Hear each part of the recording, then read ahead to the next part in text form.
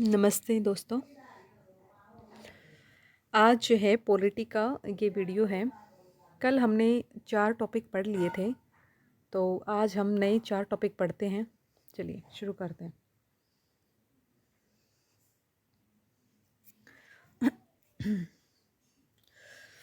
हाँ, ये है विधि का शासन। तो विधि के शासन के ऊपर जितने भी मुद्दे बनते हैं हम उसकी चर्चा करेंगे। विधि का शासन क्या होता है? ठीक है।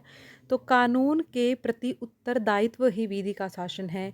किसका उत्तरदायित्व? भाई कानून के प्रति तो उत्तरदायित्व है, लेकिन किसका उत्तरदायित्व? यह व्यक्ति का उत्तरदायित्व हो सकता है, किसी संस्था का उत्तरदायित्व हो सकता है, किसी प्राइवेट प्लेयर का, किसी निजी संस्था का हो सकता है, सार्वजनिक संस्था का हो सकता है, इवन राज्य का भी।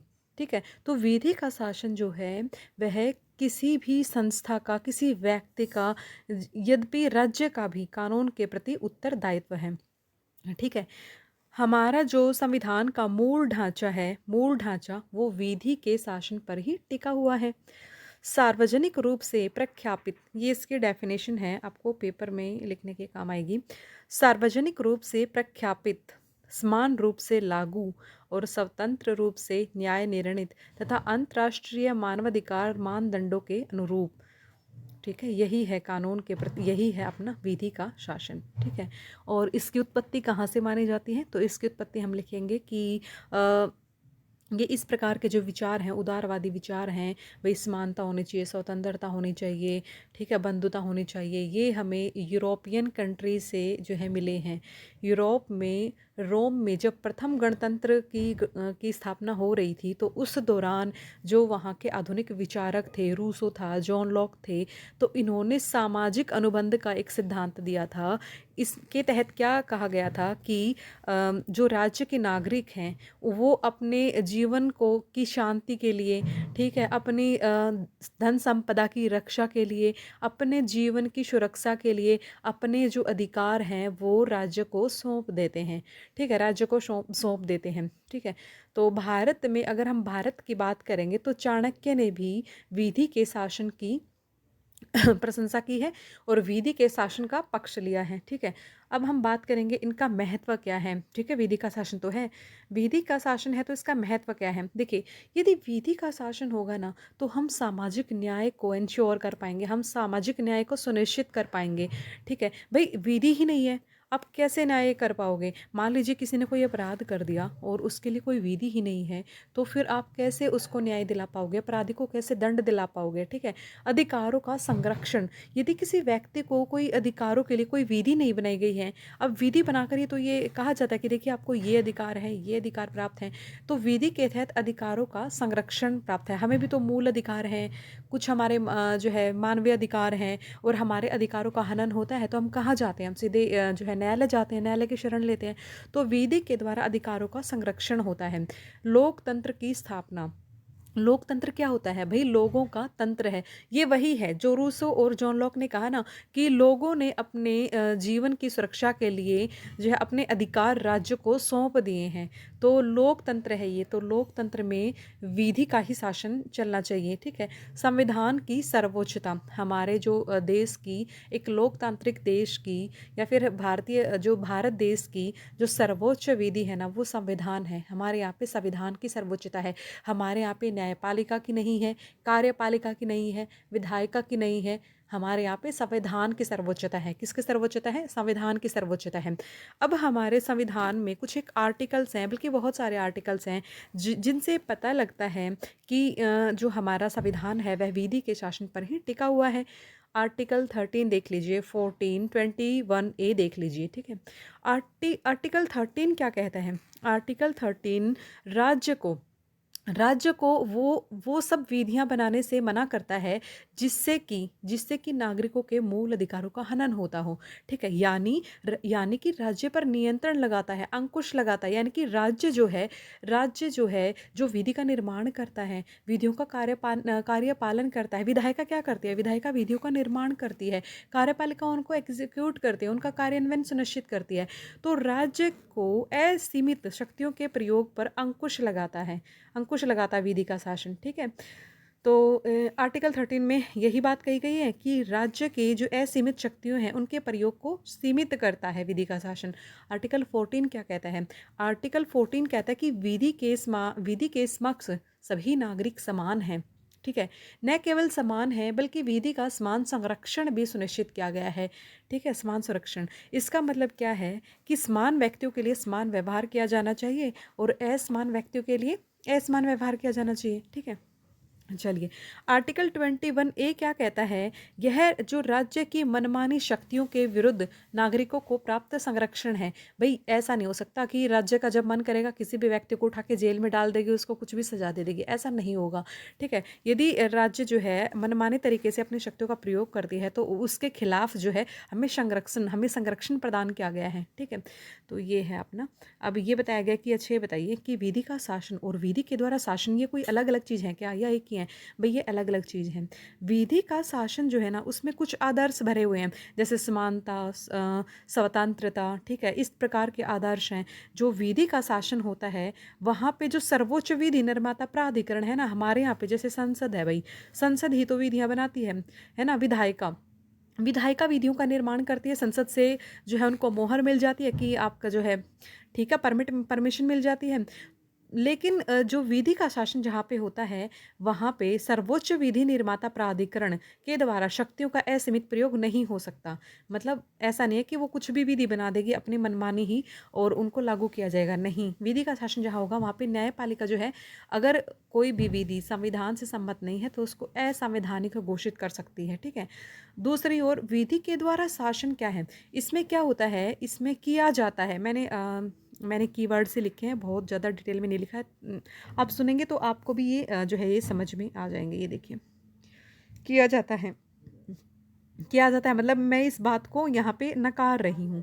यहाँ पे जो बात यस है वहाँ पे ये बात किया जाता है, यहाँ पे नहीं किया जाता, यहाँ पे किया जाता है। यानी कि यहाँ पे सर्वोच्च विधि निर्माता प्राधिकरण के द्वारा शक्तियों का असीमित प्रयोग किया जा सकता है, जाता है या जा सकता है। ठीक है, यहाँ पे अनैतिक विधियाँ भी शामिल होती हैं, जबकि विधि का शासन जो है वहाँ पे अनैतिक विधियाँ शामिल नहीं हो सकती। जबकि यहाँ तो क्या कह रहा है कि आप कोई भी विधि बनाइए और उसके द्वारा शासन कीजिए। आप कोई भी विधि बनाइए, आप कोई भी विधि, यानी कि एक राजा भी हो सकते हैं यहाँ पे। तो भाई राजा है, उसने कोई भी विधि बना दी और उसको लागू कर रहा है। अब उसमें तो अनैतिक विधियाँ भी शामिल हो जाती हैं।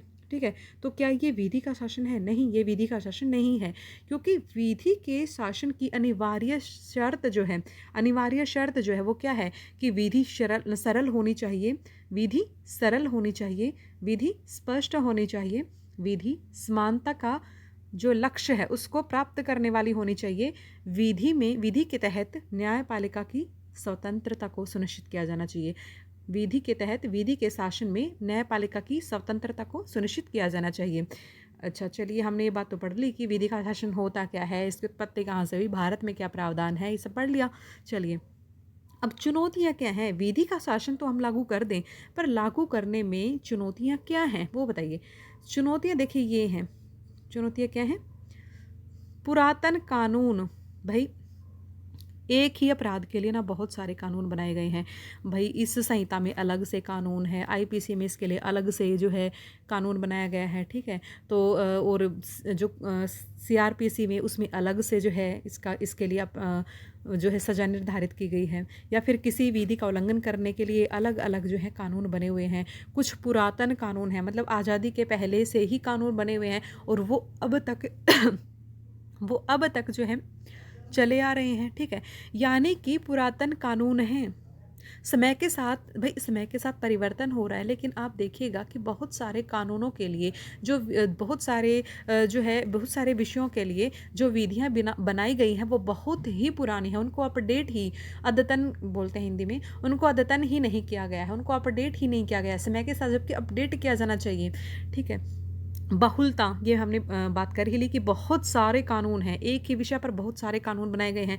जटिलता, अब विधि ऐसी बनाई है ना कि इतनी जटिल है कि सामान्य नागरिकों की तो समझ से परे ही है। अब एक बात बताइए, अब विधि बनाई हुई है लेकिन सामान्य जो व्यक्ति है वो समझ ही नहीं पा रहा है कि अच्छा मेरे को ये अधिकार मिले हुए हैं। उसको पता ही नहीं लग रहा है कि ये क्या, मतलब मुझे क्या-क्या अधिकार मिले हुए हैं, तो इतनी जटिल विधि बना दी है। तो उसका तो कोई लाभ ही नहीं हुआ। तो इसका मतलब ये हुआ कि जो प्रशासनिक अधिकारी हैं, फिर वे अपने अपने तरीके से इस प्रकार की जटिल विधि का इंटरप्रिटेशन अपने तरीके से उसकी व्याख्या करते हैं और नागरिकों का शोषण भी हो जाता है, कई बार होता है ना। चलिए, कार्यान्वयन, कार्यान्वयन, ठीक है। तो दूसरी समस्या यही है कि आपने विधि तो बना दी, लेकिन जब तक उसका कार्यान्वयन नहीं, जो उसको इम्प्लीमेंट नहीं किया जाएगा ना सही से, तब तक तो कोई लाभ ही नहीं है। अब हमारे देश की यही तो सबसे बड़ी समस्या है कि बढ़िया से बढ़िया योजनाएं, बढ़िया से बढ़िया कानून, बढ़िया से बढ़िया जो है पॉलिसीज हमारे यहाँ पे बनाई जाती हैं, लेकिन एग्जीक्यूट नहीं की जाती, उनका कार्यान्वयन सुनिश्चित नहीं किया जाता है। यही सबसे बड़ी समस्या है हमारे यहाँ पे। भई कानून तो बढ़िया सा बन गया है, ठीक है, अपडेटेड कर दिया उसको एकदम, मतलब सही बना दिया है, लेकिन उसका कार्यान्वयन जब तक सुनिश्चित नहीं किया जाएगा ना, तो वो सिर्फ़ एक दिखावे की चीज़ रह जाएगी, दिखावे की चीज़। नंबर तीसरी समस्या क्या है? न्याय प्रणाली। अब आपने ढेर सारी विधियाँ बना दी, ठीक है, विधि सही भी बना दी, सरल बना दी, स्पष्ट बना दी और बहुत ही अच्छी विधि बना दी है, लेकिन उस विधि का उल्लंघन कर दिया मान लीजिए किसी ने, लेकिन आप न्यायपालिका में गए और आपको पता लगा आपका केस चलता ही जा रहा है, चलता ही जा रहा है, चलता ही जा रहा है, तो न्याय प्रणाली भी जो है वो समय पर न्याय प्रदान करने वाली होनी चाहिए, वो सक्षम होनी चाहिए, स्वतंत्र होनी चाहिए और उसके अलावा उसमें पारदर्शिता होनी चाहिए, ठीक है। ठीक है, तो क्योंकि समय पर मिला हुआ न्याय ही तो न्याय है, अन्यथा वो तो अन्याय बन जाएगा। तो ये सारी क्या है, ये हमने चुनौतियाँ पढ़ ली, ठीक है। अब इसके उपाय पढ़ लेंगे कि भैया उपाय क्या है इसके, चलिए। उपाय क्या हैं कि समय के साथ देखो वही है कि पुरातन का क्या लिख दिया, भाई पुरानी विधियां हैं तो पुरानी तो क्या कर दीजिए, अपडेट कर दीजिए, अद्यतन कर दीजिए। विधि के दुरुपयोग के विरुद्ध रक्षोपाय। अब आपने देखा होगा कि बहुत सारी विधियां जो हैं वो इतनी जटिल होती हैं कि आम नागरिकों की समझ में नहीं आती हैं। तो जो अधिकारी होते हैं या फिर जो अथॉरिटी होते हैं जिनके हाथों में वो शक्तियां हैं, वो उनका दुरुपयोग करती हैं, ठीक है, और सामान्य जन का या फिर किन्हीं व्यक्तियों का शोषण इसके माध्यम से हो जाता है। नंबर 3, राजनीतिक अपराधीकरण को रोकिए। राजनीति के अपराधीकरण को देखिए, अब जो पॉलिटिक्स है, राजनीति है, उसमें किस प्रकार के नेता आ रहे हैं। हम और आप हर रोज़ देखते ही हैं कि जो है इसमें धन का, बल का खूब प्रयोग होता है। राजनीति में वर्तमान समय में धन और बल का खूब प्रयोग हो सकता है। विभिन्न जो है समितियां इस पर बिठाई गई हैं कि भाई राजनीति में अपराधीकरण को रोकने के लिए क्या क्या उपाय किए जाने चाहिए। तो हमें उनके सुझावों को लागू करना चाहिए, हमें उनके सुझावों पर विचार करना चाहिए, ठीक है। तो ये जो है सोचिए, यदि एक अपराधी धन के बल पर या फिर पैसे के बल पर राजनीति में सीट पा लेता है, वह पहुंच जाता है, तो क्या होगा, तो वह विधि का निर्माण करने में शामिल होगा। तो आप सोचिए, मतलब जिन चोर उचक्कों के लिए, जिन अपराधियों के लिए आप विधियां बना रहे हैं, यदि वही विधि खुद से बनाएगा तो कैसी विधि बनेगी, तो कैसे भी विधि, तो इससे क्या होगा, आम जनता का जो हमारी विधि निर्मात्री संस्था है या फिर न्यायपालिका है, इन सब से क्या हो जाएगा, विश्वास ही उड़ जाएगा। तो राजनीति के प्राधिकरण को रोकना अत्यंत आवश्यक है, अत्यंत आवश्यक है। जितनी भी समितियां इस पर, रिब्यूरो समिति है, बहुत सारी समितियां इसके ऊपर जो है गठित की गई हैं। तो हमें क्या है, राजनीति के अपराधीकरण को रोकना है और इसके लिए विभिन्न जो समितियां हैं, जो एक्सपर्ट की जो कमेटीज बिठाई जाती हैं, उनके सुझावों को लागू करना चाहिए, ठीक है। तो उसके बाद है ई गवर्नेंस। ई गवर्नेंस क्या है, आज जब हम डिजिटल भारत की बात करते हैं, डिजिटलीकरण की बात करते हैं, तो इसका लाभ यह होता है कि यह सब कुछ ऑनलाइन यदि होगा तो उसमें डाटा रिकॉर्ड रहता है, उसमें उसके साथ छेड़छाड़ करने की, उसके साथ मतलब उसमें भ्रष्टाचार करने का जो स्कोप है ना, तो वो कम रह जाता है। तो ई गवर्नेंस के माध्यम से हम शासन में पारदर्शिता, जवाबदेहिता को सुनिश्चित कर सकते हैं, ठीक है। तो इस प्रकार से ये सारी जो है उपाय करके हम जो है विधि के शासन को सुनिश्चित करने में अहम योगदान निभा सकते हैं। चलिए, नेक्स्ट टॉपिक है विचाराधीन कैदी। विचाराधीन कैदी और त्वरित सुनवाई का अधिकार, ठीक है। हाल ही में जो है ये चर्चा का विषय रहा है। हमने देखा कि हिरासत में कितनी सारी मौतें हो जाती हैं और विचाराधीन कैदियों की स्थिति जो है दिन ब दिन बदतर होती जा रही है और भीड़ काफ़ी बढ़ जाती है जेल में। विचाराधीन कैदी क्या होते हैं, कौन होते हैं? सबसे पहले तो हमें ये पता होना चाहिए कि विचाराधीन कैदी कौन होते हैं। तो देखिए वो होते हैं भाई जिनको किसी अपराध के लिए गिरफ्तार कर लिया गया है, लेकिन सुनवाई के लिए उनका नंबर अभी जज के सामने आया ही नहीं है। ठीक है, मतलब एक्चुअल में नहीं पता है, वास्तविक रूप में हमें नहीं पता है कि यह अपराधी है या नहीं है। वो तो न्यायाधीश ही देखेगा ना भाई, जज ही देखेगा ना कि कि गवाहों के आधार पर या सबूतों के आधार पर कि इस व्यक्ति ने वास्तविक रूप में अपराध किया है या नहीं है। अब जब तक उसका अपराध साबित नहीं हो जाता, जब तक तो वो क्या है, निर्दोष ही है ना। लेकिन वो विचाराधीन कैदी के रूप में जेल में अपना समय बिताता रहता है। कई बार तो आप देखेंगे कि किसी व्यक्ति ने छोटा मोटा अपराध कर दिया, और यदि मान लीजिए वो व्यक्ति गरीब है, अब उसके पास ना तो जमानत देने के लिए पैसा है, और अब वो विचाराधीन है, तो उसको इतनी लंबे समय तक वो जेल में रह लिया कि जितना कि उसने अपराध ही नहीं किया था। मान ली अपराध किया था 1 महीने के कारावास जितना, और जेल में रहते होगा 1 वर्ष जितना। तो ये तो घोर अन्याय है ना, मानवाधिकारों का घोर अन्याय हो गया। ठीक है, तो इस तरीके की बहुत सारी समस्याएं हमारे देश में। चलिए, अब ये एक डेटा है और इसको हम इस्तेमाल करेंगे। राष्ट्रीय अपराध रिकॉर्ड ब्यूरो की रिपोर्ट, ये रिपोर्ट कहती है कि जो विचाराधीन कैदी हैं 2015 में 67% थे, जो कि 2019 में 69%। आप सोचिए, यदि 100 कैदी है ना, तो उनमें से 69% कैदी जो हैं वो विचाराधीन है, यानी कि उनका पता ही नहीं है कि वे अपराधी हैं कि नहीं है। ठीक है, तो इससे क्या समस्याएं होती हैं, इसके क्या कारण हैं, उन सभी पर चर्चा करेंगे। ये देखिए, इसके कारण क्या हैं। सबसे पहले तो हम कारण पढ़ लेते हैं कि कारण क्या है भाई, इतने विचाराधीन कैदी, इतनी संख्या क्यों बढ़ी जा रही है, आखिर कारण क्या है। नंबर 1, जांच में देरी। ठीक है, क्योंकि जो हमारी पुलिस व्यवस्था है, अब आपने देखा होगा कि बहुत सारे हमें स्टाफ की कमी रहती है। ठीक है, प्रशिक्षित स्टाफ की कमी रहती है, जो प्रशिक्षित कर्मचारी हैं, पुलिस कर्मचारी हैं, उनकी कमी रहती है। और इससे क्या होता है, इतनी ज़्यादा उनके पास एक्सपर्टीज़ नहीं होती है। ठीक है, इतने ज़्यादा प्रशिक्षित वो नहीं होते हैं। तो इस प्रकार से, और जैसे फोरेंसिक जांच करनी होती है किसी भी अपराध के मामले में, तो हमारे पास इतनी आधुनिक लैब्स नहीं है और इतनी संख्या में लैब्स नहीं है। ठीक है, तो इसलिए उनकी जांच में देरी होती है, और जो किसी भी अपराध के पुख्ता सबूत जो हैं पुलिस जुटा ही नहीं पाती है। अब वो इतनी अपडेटेड, इतनी टेक्नोलॉजी का ज्ञान उनको नहीं होता है ना, समय के साथ उनको अपडेट नहीं किया जाता, उनको प्रशिक्षण समय पे नहीं मिलता है। तो इतने बढ़िया से ना तो उनके पास उपकरण होते हैं, ठीक है, ना तो उनके पास इतनी आधुनिक लैब्स होती हैं। तो कई बार तो क्या होता है कि कोई संगीन अपराध मान लीजिए किसी ने किया है, तो फिर भी अपराधी पकड़ा ही नहीं जाएगा, क्योंकि जो उनको जो सबूत वो इकट्ठा करेंगे, तो वो मतलब ढंग से इकट्ठा नहीं कर पाएंगे, है ना। और दूसरा एक बात क्या है कि सही प्रशिक्षण की कमी की वजह से जांच में देरी भी होती रहती है। तो यही नहीं पता, अगर अपराधी होगा तो यूं ही घूमता रहेगा भी। ठीक है, उसको उसको जो है ढंग से उसके खिलाफ जो है सबूत ही नहीं इकट्ठा कर पाएंगे, और यदि निर्दोष होगा तो भी विचाराधीन कैदी के रूप में जेल में तो पड़ा ही रहेगा। ठीक है, क्योंकि जांच में देरी होती है, तो जांच सही समय पर होनी कितनी जरूरी है।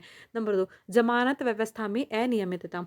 तो जमानत व्यवस्था में ना अनियमितता होती है। मान लीजिए अब छोटा मोटा कोई केस है, उसमें जमानत मिल जानी चाहिए, लेकिन अनियमितता के चलते उसकी जो है तारीख पे तारीख आगे बढ़ी जा रही है। अब वो विचाराधीन कैदी के रूप में अपना समय बिता रहा है। कानून का खराब क्रियान्वयन। अब मान लीजिए किसी कानून के तहत मान लीजिए जमानत मिल जानी चाहिए, लेकिन कई बार क्या होता है कि सुप्रीम कोर्ट ने किसी विधि को निरस्त कर दिया, लेकिन जो ये स्थानीय स्तर पर जो पुलिस अधिकारी होते हैं, इनको मालूम ही नहीं है कि भाई इसके तहत जो है ये एक अपराध है। मान लीजिए अब एग्जाम्पल के लिए हम ले लेते हैं, 377 है।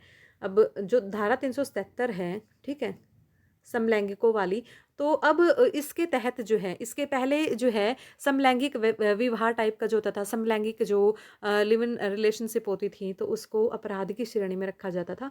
लेकिन अभी ये नहीं है।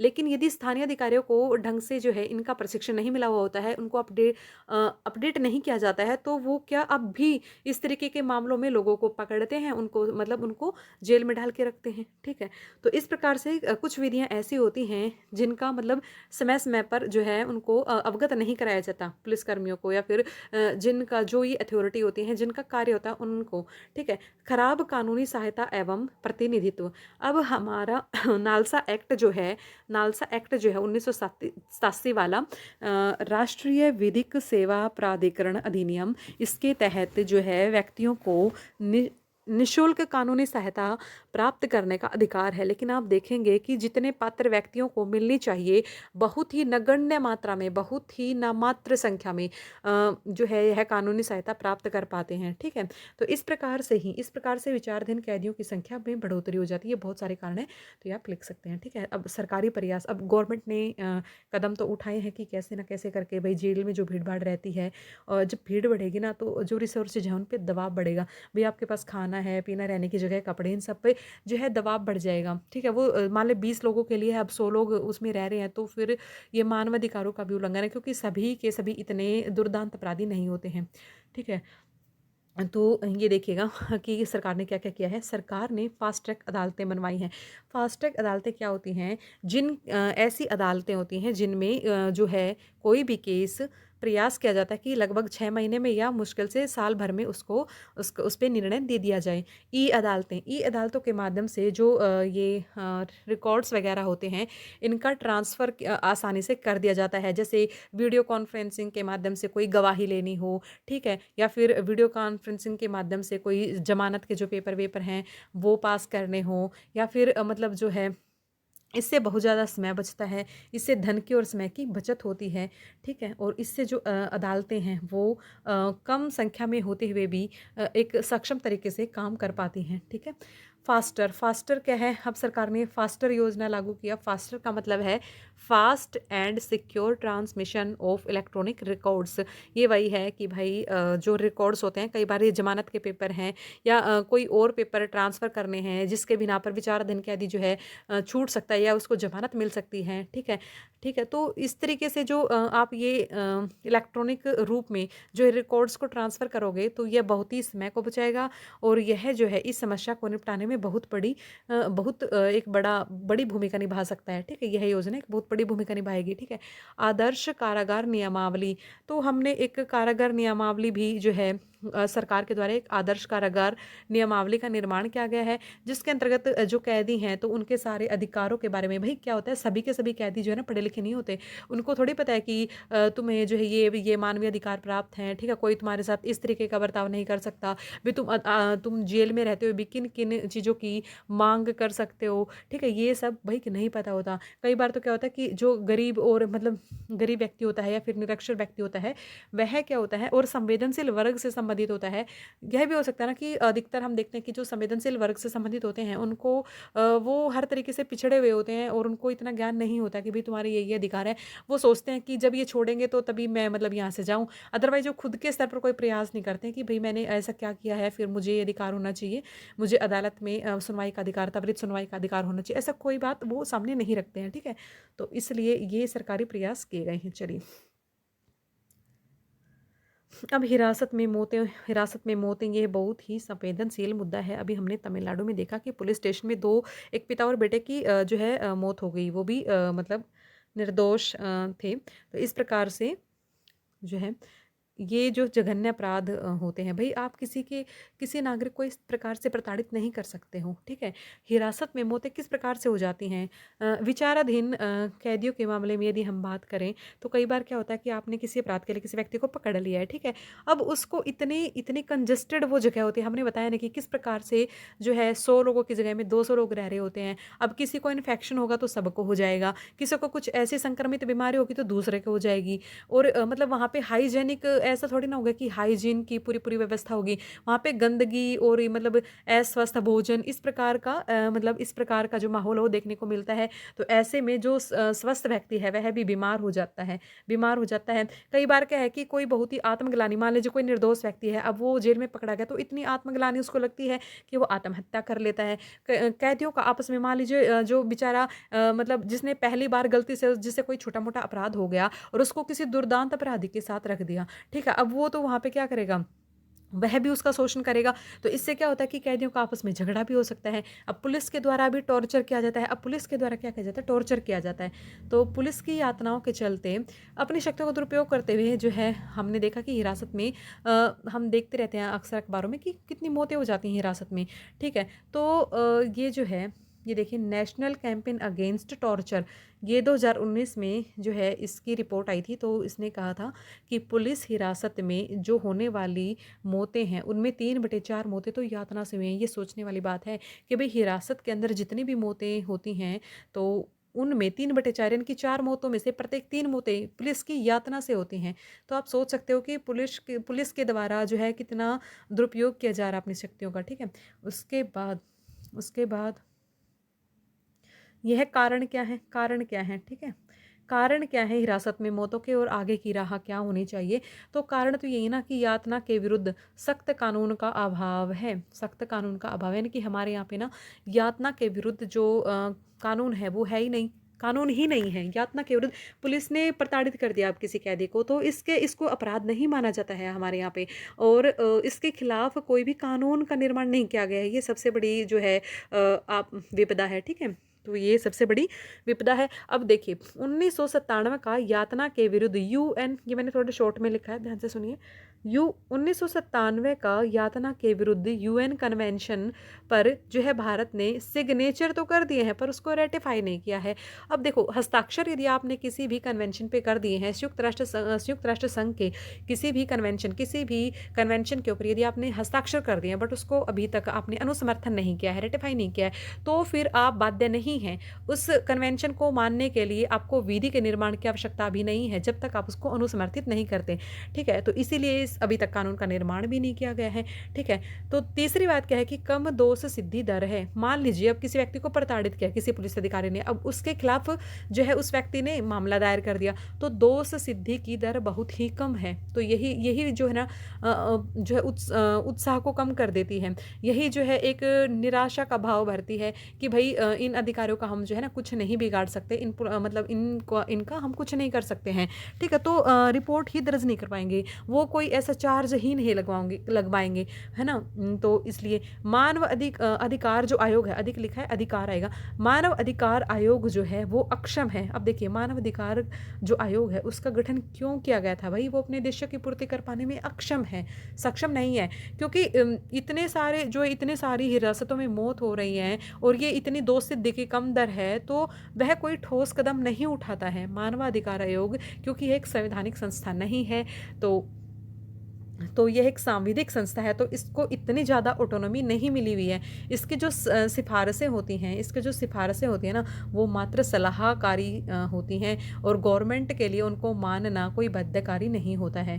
तो इतना इसको मजबूत नहीं बनाया गया है। मानव अधिकार आयोग जो है वो चाहकर भी कुछ नहीं कर पाता है, ठीक है। तो ये लीजिए, लेकिन फिर भी इसको अपने स्तर पर जो है पूरा प्रयास करना ही चाहिए, ठीक है। चलिए अब क्या किया जाना चाहिए विधि आयोग के अनुसार। अब विधि आयोग ने कुछ उपाय सुझाए हैं, जैसे अब पुलिस की कानून व्यवस्था और जांच पड़ताल शाखा को अलग अलग किया जाए। अब देखिए पुलिस कर्मियों की संख्या बहुत ही कम, हमने जो है बात की कि मान लीजिए 100 पद हैं तो वहाँ पे केवल 20 ही व्यक्तियों की नियुक्ति की गई है। अब ऐसा होगा तो ऐसी परिस्थिति में उन व्यक्तियों पर कार्य का जो भार है वो बढ़ जाएगा और वो जो है मान लीजिए अब कोई व्यक्ति एक पुलिस वाले ही मान लीजिए, अब मान लीजिए उसको 10-12 घंटे नौकरी करनी पड़ रही है तो वो फ्रस्ट्रेट हो जाएगा, तनाव से भरी उसकी ज़िंदगी होगी और यही तनाव उसका जो है वो मतलब कानून का मतलब इन कानून के दुरुपयोग को मजबूर करता है, क्योंकि वह खुद भी परेशान होता है, उसके ऊपर बहुत ज़्यादा वर्कलोड होता है भाई, उसको भी तो उसके ऊपर से क्या आता है, वर्कलोड आता है, उसके ऊपर भी तो जो है कार्य का बोझ होता है कि आपको इतने समय में ये काम करना है,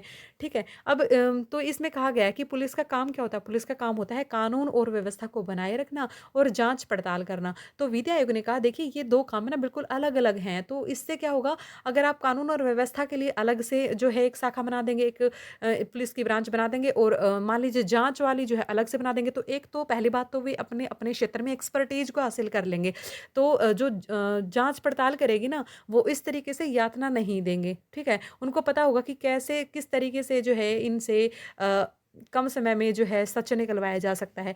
दूसरा डिजिटल अवसंरचना का मतलब भाई देखो हमारी जो न्याय प्रणाली है ना, अब मुख्य समस्या यही तो है कि वो न्यायालय के सामने जा नहीं पाते। यदि ये समस्या ना हो तो कितना आसान हो, मान लीजिए अब किसी व्यक्ति को अपराध के दोष में पकड़ लिया गया है लेकिन उसको फटाफट मौका मिल गया न्यायाधीश के सामने जाने का और न्यायाधीश ने देखा कि नहीं ये तो मतलब ऐसा कुछ मामला है ही नहीं, या फिर न्यायाधीश ने देखा कि ये तो वास्तविक रूप में इसने अपराध किया है, तो फाइनली कुछ तो रिजल्ट होगा, या तो उस व्यक्ति को छोड़ दिया जाएगा या फिर उस व्यक्ति को सजा मिलेगी।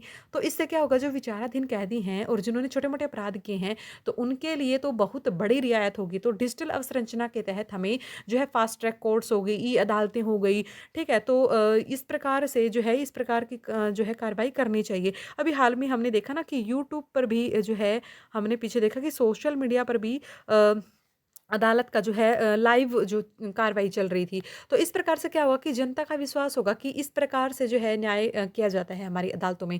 तो दूसरा क्या है, उदार ज़मानत शर्तें। अब देखिए जो ज़मानत की शर्तें हैं, अब जो गरीब व्यक्ति हैं, जो बेचारे उनके पास इतनी धनराशि नहीं होती है कि वो अपनी ज़मानत दे पाएँ, तो उनके लिए थोड़ी रियायत होनी चाहिए। भी ये गरीब व्यक्ति है, इसके पास इतनी धनराशि नहीं है, तो ये क्या करेगा? अब जेल में ही रहेगा। अब कई तो ऐसे होते हैं जिनके पास खाने के लिए तक भी मतलब कोई वो नहीं होता, कोई साधन नहीं होता, तो वो तो जेल में रहना पसंद करेगा ना कि कम से कम यहाँ मुझे खाना तो मिल रहा है। अब उदार ज़मानत शर्तें होनी चाहिए और इसके साथ ही मान लीजिए अब किसी व्यक्ति ने छोटा-मोटा अपराध कर दिया है, उसके लिए मान लीजिए सज़ा 1 साल है, लेकिन 5-6 महीने ऑलरेडी वो जेल में काट चुका है, तो भई उसको पैरोल पे रिहा कर दिया जाना चाहिए। सारे के सारे जो सुझाव हैं, ये विधि आयोग ने दिए हैं कि भई विचाराधीन कैदी को यदि उसने अपनी सज़ा का कुछ हिस्सा जेल में बिता लिया है, तो उसको पैरोल पे जो है ज़मानत दी जानी चाहिए। इससे क्या होगा, भीड़-भाड़ कम होगी, इससे क्या होगा, फिर वहाँ पे जो स्वच्छता का माहौल है वो बना रहेगा और संसाधनों पर दबाव नहीं होगा, तो जो है उनके भी मानवाधिकारों की रक्षा की जा सकती है। आखिर कैदी भी क्या होते हैं, जो जेल होती है ना वो सुधार गृह ही होता है, ना कि एक तरह से मतलब वहाँ पे और बिगड़ने के लिए नहीं, बल्कि अपने आप में कुछ सुधार करने के लिए ही इनका निर्माण किया गया है। ठीक है, चलिए। सारे पॉइंट्स को डिस्कस कर लिया है। उसके बाद ये है विरोध प्रदर्शन का अधिकार। देखिए ये तो बहुत ही मतलब चर्चा का विषय है और इस पे क्वेश्चन बनने की पूरी-पूरी संभावना है, क्योंकि इतने सारे देश में, विदेश में आप देख रहे होंगे इतने सारे विरोध प्रदर्शन हो रहे हैं, तो उनके ऊपर चर्चा बनती है कि आखिर ऐसा क्या हो गया भई, इतने ज़्यादा विरोध प्रदर्शन क्यों हो रहे हैं? चलिए, तो ये कह रहा है कि विरोध प्रदर्शन का अधिकार, तो ये इसकी डेफिनिशन है, ये हम पढ़ लेंगे तो हमें आसानी से याद आ जाएगी और हम ना भी याद आएगी तो हम मिलती-जुलती सी लिख सकते हैं, ठीक है? देखिए, सरकार की निष्क्रियता, सरकार संवेदनशील ही नहीं है। कोई भी मान लीजिए कोई भी मान लीजिए किसी प्रकार का दुर्दांत अपराध हो गया है। अब मान लीजिए अब ये लखीमपुर वाली हिंसा ही देख लीजिए कि किसी उस व्यक्ति का हाथ और पैर किस प्रकार से काट दिया गया था, या फिर छोटी-छोटी बच्चियों का रेप कर दिया जाता है। तो इस प्रकार से जो इस प्रकार के जो अपराध कर दिए जाते हैं, तो उनके अधिकारों के हनन के खिलाफ, ठीक है? तो हनन के खिलाफ जो है एक असंतोष और जो प्रतिरोध व्यक्त करने की व्यक्तिक सामूहिक अभिव्यक्ति को विरोध प्रदर्शन कहते हैं। सरकार की निष्क्रियता, यदि सरकार संवेदनशील नहीं है, यदि नागरिकों के अधिकारों का हनन हो रहा है, तो इनके खिलाफ जनता का असंतोष प्रकट करना या प्रतिरोध प्रकट करने की जो व्यक्तिक या सामूहिक अभिव्यक्ति होती है, उस सामूहिक अभिव्यक्ति को ही क्या कहते हैं, विरोध प्रदर्शन कहते हैं। भई आप सरकार से नाराज़ हैं किसी भी चक्कर में, या तो वो संवेदनशील नहीं है किसी भी मुद्दे पर। मान लीजिए महँगाई बढ़ रही है, बेरोज़गारी इतनी बढ़ रही है कि युवा परेशान है, वो सड़कों पर आ गए हैं, लेकिन सरकार जो है कोई ठोस कदम उठा ही नहीं रही, तो ये सब विरोध प्रदर्शन है। चलिए, वैश्विक विरोध प्रदर्शन के बारे में हम बात करेंगे। अ, वैश्विक विरोध प्रदर्शन के बारे में हम बात करेंगे, तो ये क्या है? ये है यूएसए। अब हमें ना 1-2 का ज़िक्र कर देंगे कि देखिए यहाँ पे विरोध प्रदर्शन हुए, देखिए यहाँ पे विरोध प्रदर्शन हुए। अब सारे तो नहीं लिखेंगे, एक तो एग्ज़ाम्पल हम डाल देंगे। हमने देखिए यूएसए का डाल दिया है। तो यूएसए में क्या है कि नस्ल भेद, रंग भेद के खिलाफ वहाँ पे प्रदर्शन देखने को मिला। बड़ी संख्या में जो एक एक व्यक्ति थे, ये काफ़ी जो है समाचार पत्रों में आया था। जॉर्ज फ्लॉयड नाम के जो श्वेत व्यक्ति थे, पुलिस की यातनाओं के कारण वो मारे गए। तो उनके लिए तो इसके विरोध में, नस्ल भेद के विरोध में, रंग भेद के विरोध में बड़ी मात्रा में और काफ़ी दिनों तक वहाँ पे जो है विरोध प्रदर्शन किया श्वेत लोगों ने। ठीक है? पाकिस्तान की अर्थव्यवस्था किस प्रकार से डामाडोल हो गई है, तो वहाँ पे महँगाई बढ़ गई है, बेरोज़गारी बढ़ गई है और देश की आर्थिक स्थिति बिल्कुल ही दर-ब-दर जो है गिरती जा रही है। ठीक है? तो इस चक्कर में जो है सारे विपक्षी दलों ने एकत्रित होकर सरकार के विरुद्ध क्या किया है? विरोध प्रदर्शन किया है। अब भारत में ही देख लीजिए, भारत में जो ये कृषि कानून बनाए गए थे, इनके प्रति कितना इनके इनके जो प्रति विरोध है, वो विरोध प्रदर्शन कितना लंबा चला है? लगभग साल भर 1 साल से ऊपर तक ये जो विरोध प्रदर्शन चलता रहा है। उसी प्रकार से शाहीन बाग में नागरिकता संशोधन अधिनियम के विरोध में जो विरोध प्रदर्शन है, तो इस प्रकार से देश में, विदेश में जो विरोध प्रदर्शन है और आजकल जो है इनकी प्रवृत्ति जो बढ़ती जा रही है, तो उसका क्या कारण है? क्या कारण हो सकता है उसका?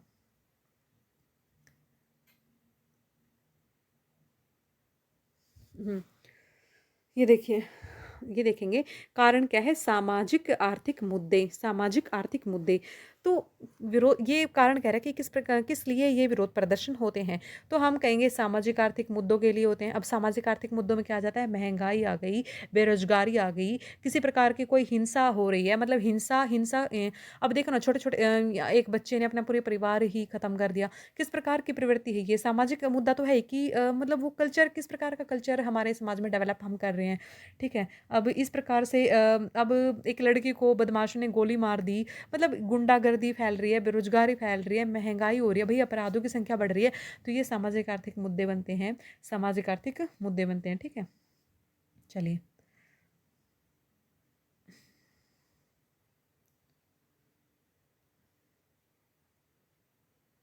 अ, तो इसके बाद क्या है, सामाजिक आर्थिक मुद्दों में हमने महंगाई देख ली, हिंसा देख ली, अपराध देख लिया। भ्रष्टाचार, भ्रष्टाचार के लिए राजनेता और प्रशासनिक अधिकारियों का जब हम देखते हैं ना, भ्रष्टाचार के जो मामले उजागर होते हैं तो जनता में एक गुस्सा उत्पन्न होता है।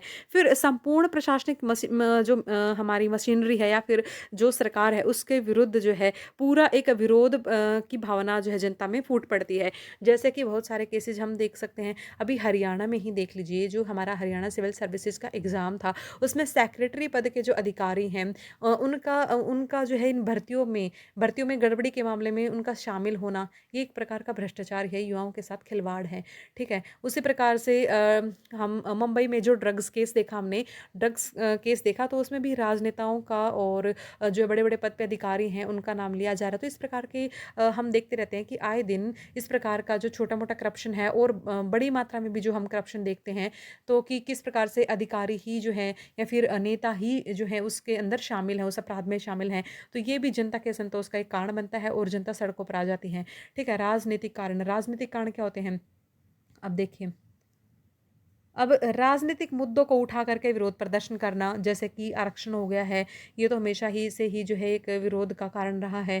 भई इनको आरक्षण दीजिए, उनको आरक्षण दीजिए। आरक्षण जो है, आरक्षण के लिए संविधान में जो प्रावधान किया गया है, लेकिन राजनीतिक जो दल हैं इसको अपना एक मुद्दा बना लेते हैं, अपना चुनावी मुद्दा बना लेते हैं। ठीक है, और जनता को गुमराह करते हैं। ठीक है, जातिगत जनगणना। ठीक है, अब विरोधी जो विपक्षी दल है, चाहे किसी की भी सरकार रहे, जब जो पक्ष वाली सरकार विपक्ष में आती है तब वो यही डिमांड करती है, और जब विपक्ष वाली पक्ष में आ जाती है तब वो ही डिमांड करती है। मतलब विपक्षी दल जो है हमेशा ही डिमांड करता यह है कि ये आंकड़े आप सार्वजनिक क्यों नहीं करते हैं। लेकिन ऐसा करने से के भी अपने जो है लाभ भी हो सकते हैं और हानियाँ भी हो सकती हैं। ठीक है, लेकिन ये एक राजनीतिक मुद्दा तो बनता ही है ना कि भाई किस प्रकार से विरोध प्रदर्शन करने का। ठीक है, तो नागरिक समाज संगठन, आज जो डिजिटल मीडिया है, सोशल मीडिया है, इन सब नई नई संचार जो प्रौद्योगिकियां हैं, व्हाट्सएप है, टेलीग्राम है, तो इनके माध्यम से जो नई चेतना जागृत हुई है, इससे क्या हुआ है कि कोई भी घटना अब तुरंत ही एक कोने से देश के दूसरे कोने में पहुंच जाती है। तो इससे क्या होता है, एक नागरिक समाज संगठनों का उदय हुआ है, और इससे जो है ना उनको पता लगा है कि हाँ भाई ये हमारा राइट है, हम विरोध कर सकते हैं, ये गलत हो रहा है, ये हमारा राइट है, हम विरोध कर सकते हैं। तो वो मिलजुल करके अपनी तैयारी करते हैं और अपना निकल पड़ते हैं। ठीक है, तो इससे भी बहुत ज़्यादा विरोध प्रदर्शन बढ़े हैं। ठीक है, विशेषताएं क्या हैं, जो ये वर्तमान में विरोध प्रदर्शन इतने सारे हो रहे हैं, तो इनकी विशेषताएं क्या हैं, विशेषताएं क्या हैं, संगठनात्मक अभाव, संगठनात्मक अभाव। ठीक है, पहली बात आपने देखी होगी ना कि जगह जगह विरोध प्रदर्शन तो हो रहे हैं लेकिन कोई लीडरशिप नहीं है उनकी, उनको संगठित तरीके से आपने कोई विरोध नहीं, अब वर्तमान समय में जितने भी आपने विरोध देखे होंगे, विरोध प्रदर्शन देखे होंगे, एक ये बात आपने विशेष रूप से नोटिस करी होगी कि कोई मतलब एक लीडर है ही नहीं, एक संगठन सा है ही नहीं विरोध प्रदर्शन में। अब किसानों का ही मुद्दा हम ले लीजिए, 4-5 गुटों में जो है जो किसान का विरोध प्रदर्शन है वो आपस में सहमत नहीं दिखाई देता है। अब उसमें भी 4-5 गुट हो गए हैं, इस प्रकार से उनमें आपस में ही भेदभाव है। ठीक है, तो इस प्रकार से हम देखेंगे कि आज जो वर्तमान समय के जो विरोध प्रदर्शन है उनमें संगठनात्मक शक्ति का अभाव है। दूसरा कि उनमें जो है सुसंगत नीतिगत संदेशों की अनुपस्थिति है, मतलब एक वेल डिफाइंड जो भाई उनकी मतलब आखिर वो विरोध प्रदर्शन करके वो क्या प्राप्त करना चाहते हैं, उनका लक्ष्य क्या है। अब कई बार क्या होता है, विरोध प्रदर्शन जो है वो राजनीति में आने का एक जरिया भी बन जाता है, एक जरिया भी बन जाता है। ठीक है, तो इस प्रकार से हम देख लेते हैं कि जो वर्तमान समय के विरोध प्रदर्शन है उनकी यह विशेषता है। उच्चतम न्यायालय का शाहीन बाग वाला जो मामले में निर्णय आया है, हम उसको यहाँ पे कोट कर सकते हैं, लिख सकते हैं। ये बहुत ही महत्वपूर्ण है।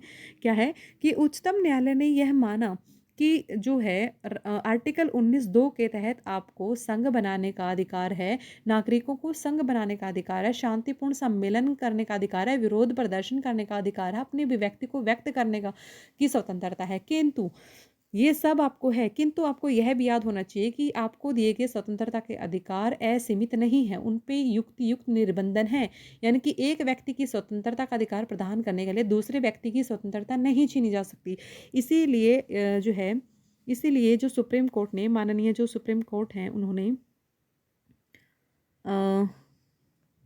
उन्होंने क्या कहा है कि भाई आप जो सार्वजनिक मार्ग है ना, ये सार्वजनिक मार्ग हैं या फिर जो सार्वजनिक स्थल हैं, उन पे आप कब्जा करके नहीं बैठ सकते हैं, ठीक है, और असीमित समय के लिए तो कतई नहीं बैठ सकते हैं, ठीक है। तो उन्होंने साफ साफ किया है कि आप इस प्रकार से सार्वजनिक मार्गों पे बैठ जाते हैं, सार्वजनिक स्थलों पर बंद, भाई आपके चक्कर में जो वहाँ के जो स्थानीय लोग होते हैं, जिनको रूटीन वर्क करना होता है, उनको तो बड़ी समस्या होती है ना, तो आप ऐसा नहीं कर सकते, ठीक है। चलिए नेक्स्ट टॉपिक क्या है, भारत में राजद्रोह का कानून। भारत में राजद्रोह का कानून, तो यह भी बहुत ही सुर्खियों में बना हुआ है।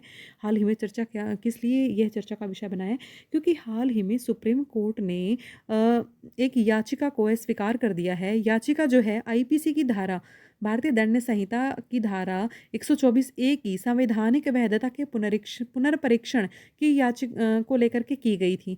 भाई किसी ने याचिका दायर करी थी कि आप जो है इसको दोबारा से रिव्यू करिए, जो ये 124, जो ये आईपीसी की धारा 124(a) है, तो इसको रिव्यू करिए, क्या यह संवैधानिक रूप में ठीक है या फिर इसको खत्म किया जाना चाहिए। तो सुप्रीम कोर्ट ने याचिका को ही स्वीकार कर दिया है, यानी कि उन्होंने समर्थन दिया है कि अभी इसकी आवश्यकता है, ठीक है। तो ये ऐसे भी आ सकता है, स्टेट पीसीएस में तो यूं ही पूछ लेंगे कि धारा 124(a) का महत्व बताइए। अब वहीं पे फ्यूज उड़ जाएगा, क्योंकि भाई हमें तो धारा 124(a) का ही नहीं पता है, तो फिर क्या लिख पाएंगे, तो एक अक्षर भी नहीं लिख पाएंगे। तो इसीलिए जो चर्चा में जो मुख्य तौर पर जो विशेष धाराएं हैं, उनको एक बार ये तो नज़र मार ही लेना चाहिए कि किससे जुड़ी हुई यह धारा है, ठीक है। चलिए जो है इसमें क्या है, हम पढ़ेंगे, सबसे पहले हम इसमें ये पढ़ेंगे कि वैधता के पुनर्परीक्षण की याचिका को स्वीकार कर दिया गया, ठीक है। भारत में राजद्रोह का कानून क्या है, तो भारत में देखिए क्या है, आईपीसी, जो आईपीसी है, भारतीय दंड संहिता, जो 1860 है, 1860 में इसका निर्माण किया गया था, और उसके तहत जो है 124(a) की परिभाषा बताई गई है। 124(a) की परिभाषा बताई गई, क्या है वह परिभाषा, ऐसा कोई भी काम जिसके माध्यम से विधि के द्वारा स्थापित सरकार के प्रति घृणा फैलाई जाए या उसका अवमान किया जाए, तो ऐसा कार्य जो है राजद्रोह माना जाएगा, या ऐसा करने की चेष्टा की जाए, प्रयास किया जाए। भाई ऐसा कोई भी काम जिसके माध्यम से विधि द्वारा स्थापित सरकार के प्रति घृणा फैलाई जाए, उसका अवमान किया जाए या ऐसा करने का प्रयास किया जाए, तो ऐसा राजद्रोह माना जाएगा, और यह एक गैर जमानती अपराध होगा, और इसके लिए कारावास भी हो सकता है और जुर्माना भी हो सकता है। कारावास देखिए 3 साल से लेकर आजीवन तक हो सकता है, ठीक है, और ऐसा आरोपित व्यक्ति जो है वो सरकारी नौकरी के लिए पात्र नहीं होगा। तो इस प्रकार के प्रावधान जो है भारत के राजद्रोह कानून के अंतर्गत शामिल हैं। अब इसका क्या है, कई बार नाजायज़ फ़ायदा या दुरुपयोग बहुत ज़्यादा हो रहा है इसका, तो इसीलिए जो है इसको निरस्त करने की मांग लगातार की जाती रही है, जो नागरिक समाज संगठन है उनके द्वारा की जाती रही है। अब ये देखेंगे कि इसकी पृष्ठभूमि क्या रही है और कहाँ से यह एक्ट इस प्रकार का आया है। तो ये जो है ना, मैकाले जो थे मैकाले ने 1837 में यह तैयार किया था, ठीक है। मैकाले ने जो है 1837 में यह तैयार किया था, लेकिन 1860 में की जो धारा है आईपीसी की, उसमें इसको शामिल नहीं किया गया था। तो 1870 में आईपीसी में संशोधन करके 124(a) को शामिल किया गया। तो इस प्रकार से हम देख सकते हैं कि यह एक औपनिवेशिक कानून है, यह अंग्रेजों के समय का एक कानून है, तो इसको अभी तक चालू करने की क्या ज़रूरत है। उस टाइम पे तो हम जो है एक औपनिवेशिक जो है सरकार के तहत थे, तो वो लोग तो जो है हमारी अभिव्यक्ति को रोक रहे थे। तो अब ऐसा क्या है, अब तो एक लोकतांत्रिक देश है, तो अब इस की जो धारा की क्या ही ज़रूरत है। तो देखिए अब इसको लेकर के दृष्टिकोण समझेंगे हम कि विधि आयोग क्या कहता है और हमारा सुप्रीम कोर्ट क्या कहता है। देखिए अब देखिए विधि आयोग वही कहता है कि देखिए हर प्रत्येक मामले में तो नहीं करनी चाहिए भाई, गलत बात है क्योंकि लोकतांत्रिक देश है, लोगों को आज़ादी का हक है। अब ये नहीं कि आप किसी भी आपसे जो असहमति प्रकट कर दी, मान लीजिए सरकार का कोई भी प्लान है, नीति है, पॉलिसी है, अगर उसके खिलाफ आपने असहमति प्रकट कर दी, उसकी आलोचना करी है, तो वो तो ये कहेंगे ना कि चलो तुमने तो हमारा अवमान किया, चलो अब जेल में चलो, अब अपनी मर्जी से जेल में भेज देंगे, तो ऐसा नहीं चलेगा। यह जो है केवल उन्हीं मामलों में जहाँ पे लोक व्यवस्था बाधित हो रही हो या फिर किसी हिंसक तरीके से, अवैध तरीके से जो सरकार है, विधि के द्वारा स्थापित जो सरकार है, उसको सत्ता से हटाया गया हो, हटाने का प्रयास किया गया हो, इस प्रकार से उन्हीं मामलों में केवल यह राजद्रोह का मामला लागू करना चाहिए। ठीक है, ये है विधि आयोग की राय। अब सुप्रीम कोर्ट भी जो है इसी से जो है सहमत दिखते हैं, कहते हैं राज्य के संरक्षण के लिए यह भी जरूरी है।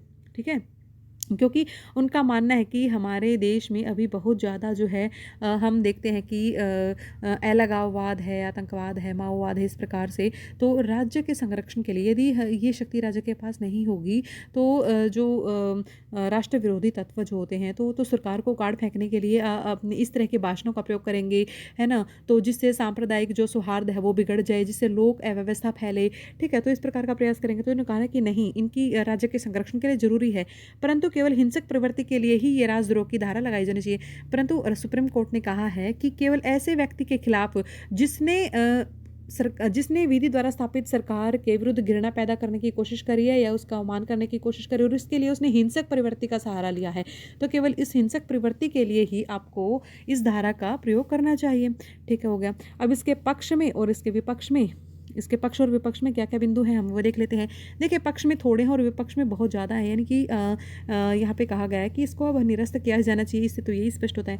लेकिन पक्ष में क्या कहा गया कि वही बात है जो हमने डिस्कस कर ली ऑलरेडी कि राष्ट्र विरोधी तत्व बहुत ज़्यादा हैं और आतंकवाद जो है कम नहीं हुआ है हमारे देश से। अलगाववादी भावनाएं दिखती हैं, नॉर्थ ईस्ट में दिखती हैं कि वो अगर ऐसा होगा तो फिर वो अपने अलग ही देश बना लेंगे, अपना अलग ही छोटे छोटे देश बना लेंगे। ठीक है, माओवाद की समस्या आप देख सकते हैं। ठीक है, राज्य की स्थिरता के लिए, भाई राजनीतिक स्थिरता के लिए ना राज्य जो सरकार का अस्तित्व जरूरी है, तभी राजनीतिक जो है हमारे राज्य का, हमारे देश का अस्तित्व बना रहेगा। मान लीजिए अब एक पॉलिटिकल पार्टी आई, अब उसको उखाड़ फेंका गया, अब दूसरी आई तीसरी, तो इससे क्या होगा, इससे राजनीतिक अस्थिरता पैदा हो जाएगी और इससे राज्य के अस्तित्व भी संकट में पड़ जाएगा। तो राज्य की स्थिरता के लिए भी जो है राजनीतिक स्थिरता जरूरी है। ठीक है, तो भाई राज्य की स्थिरता के लिए आवश्यक है न्याय। जब ये भी तो पॉइंट आप लिख सकते हैं। एक बात बताइए, यदि न्यायपालिका को अपने अवमानना के लिए दंड देने का अधिकार है तो फिर राज्य को क्यों नहीं, तो राज्य को भी मिलना चाहिए। अब देखिए इसके विपक्ष में पढ़ लेते हैं। विपक्ष में पहला बिंदु तो यही कहते हैं कि यह औपनिवेशिक युग का एक कानून है। ठीक है, तो दूसरी बात क्या है कि यह स्वतंत्रता के अधिकार का हनन करता है। इससे तो डर के चक्कर में आप अपनी बातों को ही नहीं रख पाएंगे। अब मान लीजिए सरकार ने कोई भी पॉलिसी बनाई है, कोई कानून पारित कर दिया है, ठीक है, कोई भी तो आप क्या करेंगे, आप सिर झुकाकर उसके मान लेंगे, भले ही वो कैसा भी कानून हो। नहीं, ऐसा तो नहीं होना चाहिए। आपको उसकी सकारात्मक आलोचना का हक तो होना ही चाहिए, स्वतंत्रता का अधिकार तो होना ही चाहिए। दो सिद्दीकी निम्न दर है, दो सिद्दीकी। देखो जो राष्ट्रीय अपराध रिकॉर्ड ब्यूरो है उसके डाटा के अनुसार बहुत सारे व्यक्तियों पर यदि जो ये राजद्रोह का मामला दायर किया जाता है तो बहुत कम व्यक्तियों का ही यह सिद्ध हो पाता है। इसका मतलब तो यही हुआ ना कि भाई निरर्थक रूप में जो है इसका जो दुरुपयोग किया जा रहा है, भाई बहुत सारे लोगों को कैसे गिरफ्तार किया जाएगा, तो जो है इसका दुरुपयोग हो रहा है इस कानून का। ठीक है, चलिए, कानून की अस्पष्ट व्याख्या है। अब ये जो अप्रीति शब्द है, असंतोष है, इससे तो यह तो सकारात्मक आलोचना भी तो हो सकती है, तो यह कोई इसका क्या स्पष्ट अर्थ है, तो इसका कोई स्पष्ट अर्थ ही नहीं निकलता है कि असंतोष सरकार से असंतोष फैलाने वाले कार्य, सरकार के प्रति अप्रीति रखने वाले कार्य हैं। ठीक है, तो इसका तो कोई मतलब नहीं है। चलिए, अब ये क्या है, अन्य कानूनी उपाय। भाई आप इस राजद्रोह की धारा को निरस्त कर सकते हैं क्योंकि अन्य भी तो कानून हैं। अब ये देखिए, यूएपीए है, आईपीसी की धारा में अन्य भी कुछ धाराएं हैं जो इस प्रकार की शक्तियां सरकार को देती हैं। UAPA unlawful activities prevention act 1967 है ना, गैर कानूनी गतिविधियों के निवारण हेतु अधिनियम जो 1967 है, वह भी तो इस प्रकार की जो शक्तियां हैं जो राज्य सरकार को प्रदान करती है, केंद्र सरकार को प्रदान करती हैं, राज्य सरकार को नहीं, सॉरी, केंद्र सरकार को प्रदान करती है। तो अंतर्राष्ट्रीय अभी समय के साथ भी यह विसंगति बिठाता है। भई जो अंतर्राष्ट्रीय कानून है ना, मतलब इस प्रकार के जो राष्ट्र विरोधी तत्वों से निपटने के लिए जो अंतर्राष्ट्रीय कानून हैं, अंतर्राष्ट्रीय कन्वेंशन हैं, तो उनके मानदंडों के अनुरूप हमारा राजद्रोह का कानून फिट नहीं बैठता है। वो हम उन कानूनों के अनुरूप हमारा राजद्रोह का कानून नहीं है और बहुत सारे देशों ने इस प्रकार के कानूनों को निरस्त कर दिया है। तो कुल मिला के यह कहना चाहिए कि यदि हम जो है अपने देश की एकता और सुरक्षा को बचाए रखने के लिए इसको ज़रूरी भी मानते हैं, जैसा कि माननीय सुप्रीम कोर्ट ने भी कहा कि यह ज़रूरी है, किंतु फिर भी यह क्लैरिफ़ाई करना चाहिए, स्पष्ट रूप से बताना चाहिए कि इसको किन मामलों में लागू किया जाना चाहिए। अन्यथा अस्पष्ट कानून के अभाव में इसका दुरुपयोग बढ़ जाएगा। ठीक है? चलिए, तो आज के 4 टॉपिक कंप्लीट होते हैं। Thank you.